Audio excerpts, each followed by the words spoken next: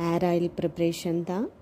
So கருஞ்சீரகம், வெந்தயம், நெல்லிக்காய், சின்ன வெங்காயம், செம்பருத்திப்பூ, கொஞ்சம் அலோவேரா ஜெல்லு, அதுக்கப்புறம் தேங்காய் எண்ணெயை கொஞ்சம் ஊற்றி நம்ம இதை கொரகொரப்பாக அரைச்சி எடுத்துக்கலாம். அதுக்கடுத்து வெள்ளை கரிசலாங்கண்ணி, கருவேப்பிலை, மருதாணி இலையும் கொரகொரப்பாக அரைச்சி எடுத்துக்கலாம். நல்லா எண்ணெய் காஞ்சிட்டு அதில் நம்ம அரைச்சி வச்ச விழுதுகளை போட்டு நல்லா கலக்கி விட்டுக்கலாம்.